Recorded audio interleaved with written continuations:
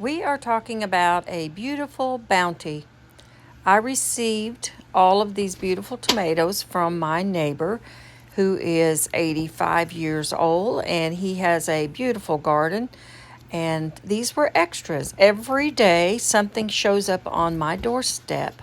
And today it was tomatoes and peppers. And we have some salsa. It's a salsa mix, so I have not used it yet, and I'm not sure if I'm going to use it yet. But I did purchase the parsley. No, that was cilantro. He also gave me a few okra there.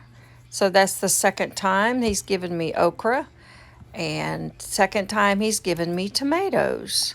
So we are going to make some salsa. This is Linda with 6 Acres, if you don't know me yet. And if you'd like to follow along, please do so. And this is my first step, well, after washing them off. And I am blanching the tomatoes so that I can peel them. I learned this from my older brother, Jack, like back in the 80s. And he taught me how to make salsa. So, and you can see just as they start popping and breaking the skin is when I take them out pretty quickly. I don't want to cook them. I just want to get that peel off easily. So I will continue to do these tomatoes. There were quite a few, so it'll take me a few minutes to get them done.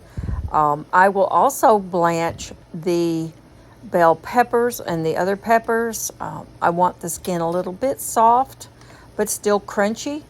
So I'll give them a little blanch also. And I have a few that have some bad spots that I will blanch separately, and I will go ahead and clean those up a little and see what can be salvaged. I think it's just a little bit of rot just from where the tomato was sitting on the ground. Let me tell you a little bit about this salsa. This is the recipe from my brother, and I was sworn to secrecy many years ago, and how he does it. But I usually keep it in the refrigerator. I don't can it because it just doesn't last that long. Normally, if we have a gathering and there's 13, 14 people, it'll be gone in a day. And it is very important, after I get all my ingredients together, is to set it in the refrigerator overnight, at least one night, maybe two, just so all of those good seasonings can marinate in those tomatoes. And it really makes a much better salsa.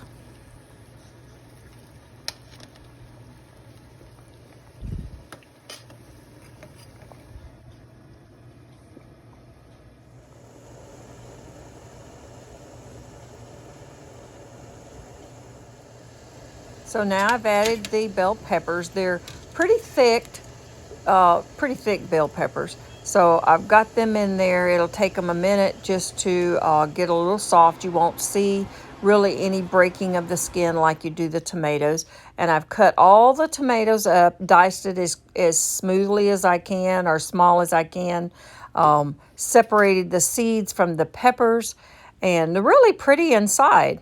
Then we're going to put a half a cup or to a cup of the cilantro in. So I've got my extra ingredients in. I am cutting onions, and I will separate some without onions because I have a few that just don't particularly care for the onions. But this is my completed salsa. And as you can see, everything looks pretty good. And I'm going to put it in the fridge, and we will do a little taste test later to make sure that it has enough salt and garlic and the other spices that I add. So this is my refrigerator salsa. I hope you've enjoyed this video. Give us a thumbs up if you did. Thank you.